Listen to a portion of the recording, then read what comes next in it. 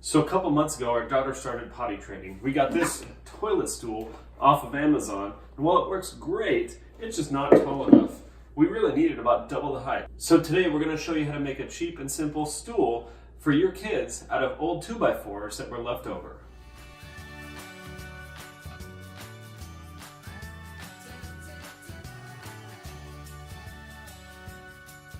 Welcome to our channel where we show you how we turned our house into our small family farm. We'll show you how we learned how to accomplish lots of small projects around the house and how you can do them too. We'll start here with this stool that we had purchased before that's just too short. It's about 6 inches tall. We want our stool to be about 11 inches tall. So let's plan it out. So here's the toilet that's in that front room. We're going to make the stool that goes right in front of it. Be about 11 inches high, and we're going to have a small step in the front. She can step up to that larger step. So we're going to make these steps out of 2x4s we had left over. We're going to start with the small step that's about 5 inches high, and 2 of the taller steps that'll be about 11 inches high in total. Then, once these are attached together, it'll make one small step leading up to the 2 larger steps where she can stand and use the restroom. We're going to make this out of 3 leftover pieces of 2x4. A 36-inch piece, a 24-inch piece, and a 21-inch piece. With the 36-inch piece, we'll cut 4 sections of 9 inches each. That'll be the size of the taller step. Out of the 24-inch section, we'll cut 2 11-inch sections. That'll be the top steps. And then out of the 21-inch section, we'll cut 4-inch sections for the sides of the small step and a third 11-inch section. So now that it's all planned out, we just have to mark those cuts on the wood, make those cuts, and we'll put it together. All right, now that the wood's all cut, we're going to get a small drill bit into our drill, so that way we can pilot hole a lot of the screws that we're going to use to keep it together.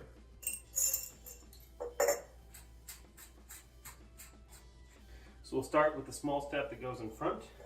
We're going to take these 2 holes at a time just to make sure they don't move in between drilling them and putting the screws in.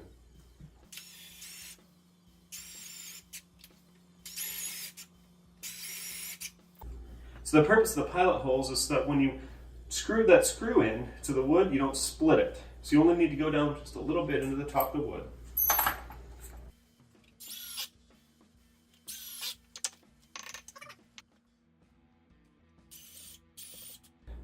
So as you can tell, I'm switching between 2 different settings on my drill here, in between drilling and screwing. I have 3 settings on here, one for drill, one for screwing, and one for a hammer drill. So when you're drilling, make sure you use the drill setting, and screwing, use the screwing setting. Also, there's a high and a low speed. So I use the high speed for drilling and the low speed for putting in screws.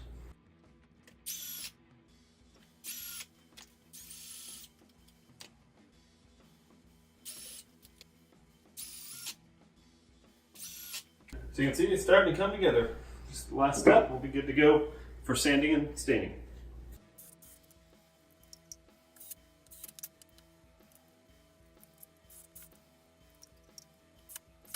Okay, so let's check it out. Cool. So that's basically the design of it. We want it to be deep enough so that she can stand up on this top step here and turn around to sit down. It was a little bit far out, but it'll work. So as you can see here, they're separated. They come apart, right? Well, you could do a couple different things. You could use screws in, sideways, and other stuff like that. That would work. But what I like to use is something called a Kreg Jig. I have a link for these in the bottom, but what they do is they kind of drill in sideways. You put the wood in here, and so it'll drill in sideways, so you can screw in a screw sideways into it. And they're special screws, and they have a special bit that does that for you.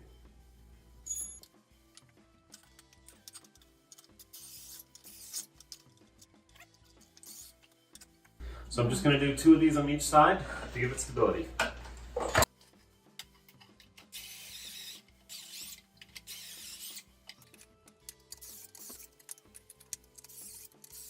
So we're going to line everything up. We're going to put on our Kreg Jig screw bit here. So we've got 2 on each side. So we're going to do 1 on one side, 1 on the other, just to make sure to get everything correct in terms of fitting.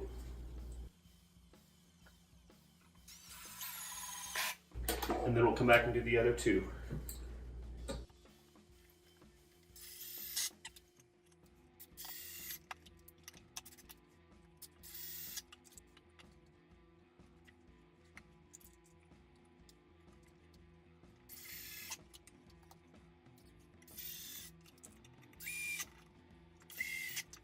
This will be for my 2-year-old daughter, so if there's anything sharp on it, I'm sure she'll find it on accident. So we're gonna make sure to sand down and smooth out all the sides, edges, everything, and then sand down the sides, the top, and everything, and get it ready to stain.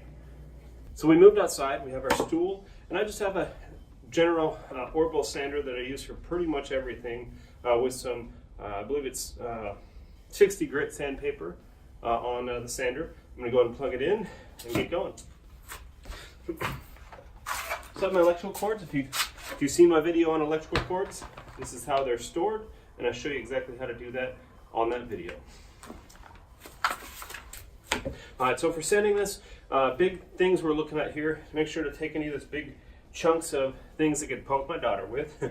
We're also going to take off the sides here and make them rounded at the sides, and the front is already pretty much done, just clean it up a bit. And then take off some of the marks that'll make it look better once we stain it.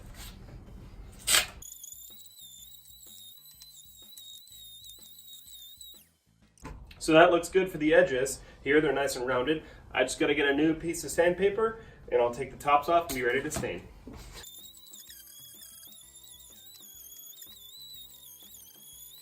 So to stain this, I'm just using some old stain that I had from another project. It's a Minwax dark walnut color that should work perfect. So I'm just going to swirl it. Remember to not shake stain. And then also once I get it open, I'll take my brush that I'm going to use for this. Just make sure to dip it all the way in and stir it around. Just make sure to get everything nice and good and stirred up. Then we'll start staining.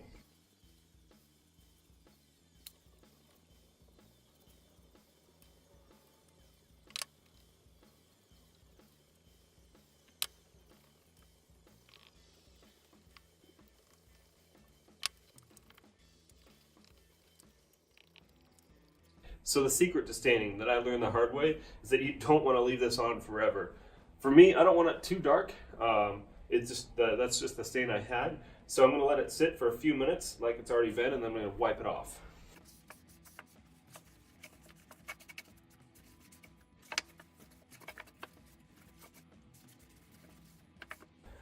Okay, that looks good. So I'm going to do the underside, then it'll be nice, ready to go.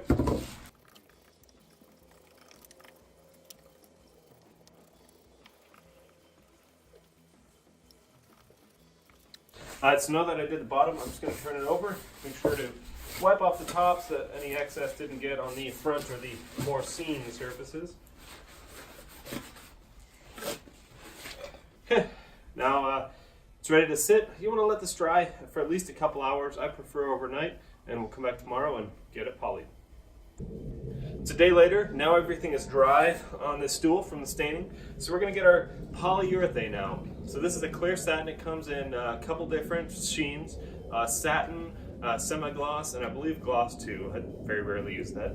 So what we're going to do, we're going to open this up and give this a nice coat. My trick is we're going to do the underside first, and then we'll do the top side and the side that's seamed. So that way any overspray will be corrected when we get to the seam side.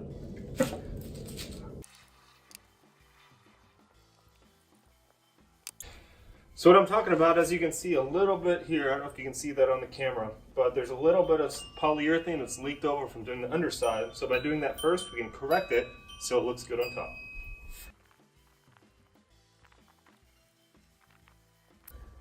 All good, so we'll let it dry for about a day. We'll come back, we'll sand it down and give it a final coat.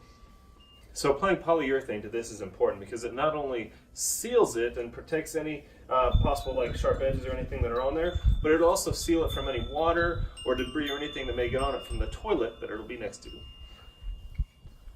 So the first layer is dry, and we decided just to go with this instead of adding a second coat. So it should be good to go.